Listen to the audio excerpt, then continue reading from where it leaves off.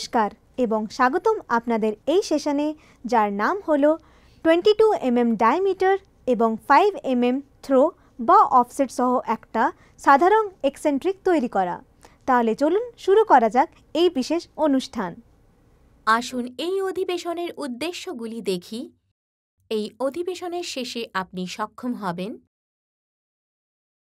Eccentric চিহ্নিত করতে, 4 জ চাক টার্নে এক্সেন্ট্রিক টার্নিং করার জন্যে কাজের অংশটি সেট করতে, একটি ভার্নিয়ার হাইট গেজ ব্যবহার করে একটি কাজের অংশের এক্সেন্ট্রিক এবং কনসেন্ট্রিক কেন্দ্র রেখা চিহ্নিত করতে। এই অনুশীলনের জন্য প্রয়োজনীয় সরঞ্জামগুলি হল লেদ, 4 জ চাক, চাক কি, tool post key, taper turning attachment, cutting tool, vernier caliper, steel rule, universal surface gauge, marking media, vernier height gauge, vernier clamps এর সঙ্গে block, center drill, center punch, dot punch, ball peen hammer। এই অনুশীলনের মাধ্যমে আসুন আমরা শিখি কিভাবে 22 millimetre ব্যাস এবং 5 মিলিমিটার থ্রো বা অফসেট সহ সাধারণ এক্সেন্ট্রিক বাঁক তৈরি করতে এক্সেন্ট্রিক টার্নিং করতে হয়। ভার্নিয়ার ক্যালিপার এবং স্টিল রুল ব্যবহার করে কাঁচা মালের আকার পরীক্ষা করুন। একটি চাক্কির সাহায্যে একটি মুক্ত 4 জয়ের চাকে কাজের অংশটি মাউন্ট করুন।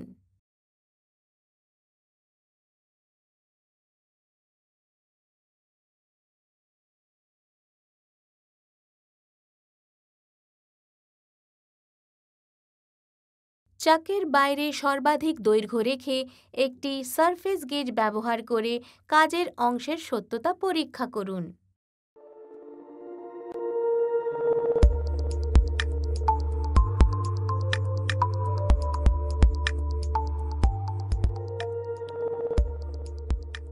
কাজের অংশের এক প্রান্তের মুখোমুখি রাখুন।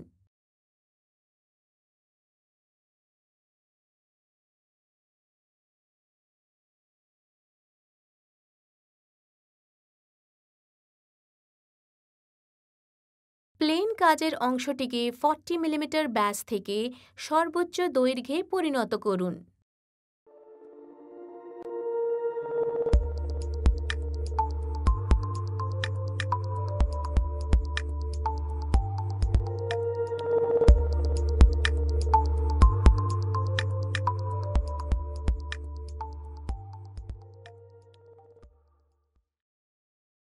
ওয়ার্কপিসটি আনক্ল্যাম্প করুন এবং এটিকে বিপরীত করে পুনরায় ক্ল্যাম্প করুন।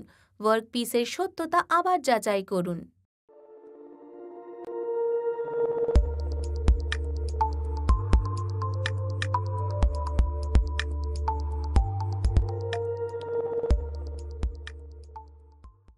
মুখোমুখি টুল সেট করুন এবং 50 মিলিমিটার মোট দৈর্ঘ্য বজায় রেখে অন্য প্রান্তের দিকে মুখ করুন।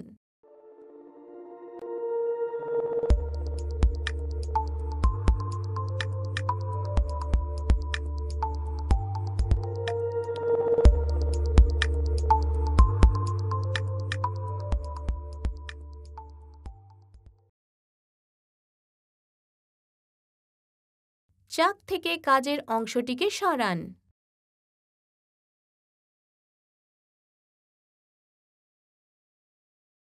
ক্ল্যাম্পের সাহায্যে ভি ব্লকে ফিনিশিং টার্নড রডটি ক্ল্যাম্প করুন। কাজের অংশের উভয় প্রান্তের দিকে মার্কিং মিডিয়া প্রয়োগ করুন।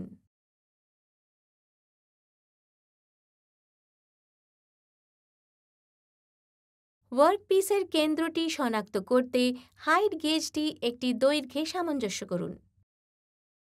স্ক্রাইব করুন এবং যে কোনো এক প্রান্তের দিকে কাজের অংশের কেন্দ্রীভূত কেন্দ্র চিহ্নিত করুন। বিদ্যমান রিডিংয়ে 5 মিলিমিটার যোগ করুন এবং হাইট গেজ সামঞ্জস্য করুন। এক্সেন্ট্রিক কেন্দ্রটি শনাক্ত করুন। স্ক্রাইব করুন এবং কাজের অংশের এক্সেন্ট্রিক কেন্দ্র চিহ্নিত করুন। সাক্ষী হিসেবে একটি সেন্টার পাঞ্চ এবং একটি বল পেন হ্যামার ব্যবহার করে কেন্দ্রীভূত এবং এক্সেন্ট্রিক কেন্দ্রগুলি চিহ্নিত করুন।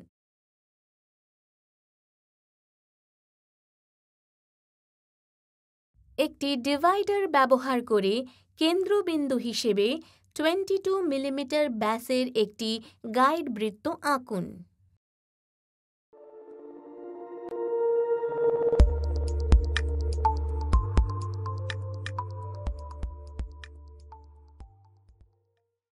ডট পাঞ্চ এবং বল পেন হ্যামার ব্যবহার করে এক্সেন্ট্রিক বৃত্তটিকে সাক্ষী করুন।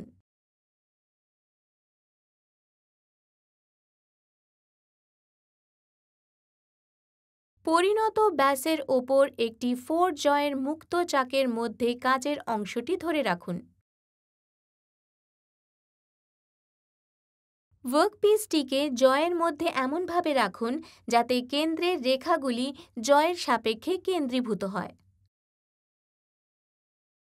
সঠিক কনসেন্ট্রিক কেন্দ্র একটি ইউনিভার্সাল সারফেস গেজ ব্যবহার করে লেদ কেন্দ্রের সাথে সঙ্গতিপূর্ণ করুন। একটি জ খুলুন এবং বিপরীত জকে শক্ত করুন যাতে কাজের অংশের কেন্দ্রটি চলে যায়।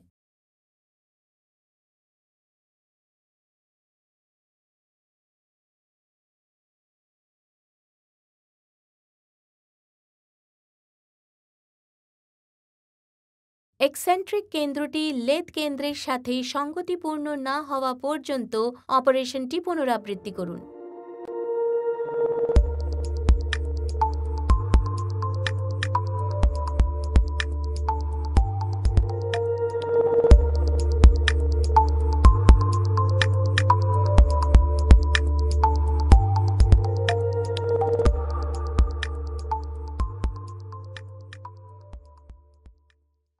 সারফেস গেজের সাহায্যে 22 মিলিমিটার ব্যাসের এক্সেন্ট্রিক বৃত্তের উল্লেখ সহ ওয়ার্কপিসের সত্যতা পরীক্ষা করুন।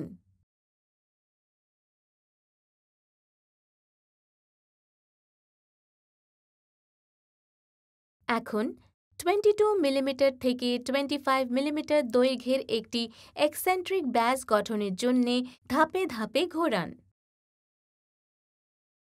একটি মসৃণ ফাইল ব্যবহার করে ওয়ার্কপিসটি ডিবার করুন।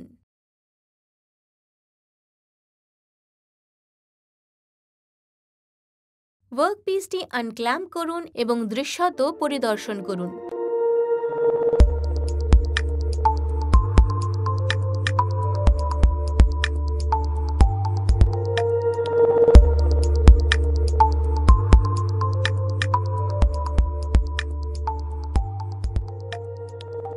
একটি ভার্নিয়ার ক্যালিপার ব্যবহার করে 25 মিলিমিটার দৈর্ঘ্যের 22 মিলিমিটার ব্যাস পরিমাপ করুন এবং নিশ্চিত করুন।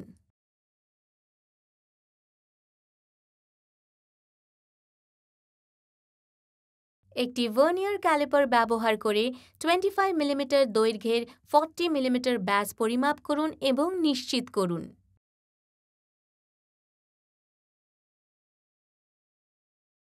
ওয়ার্কপিসে তেলের একটি পাতলা আবরণ লাগান এবং আরও পরিদর্শনের জন্য এটি সংরক্ষণ করুন।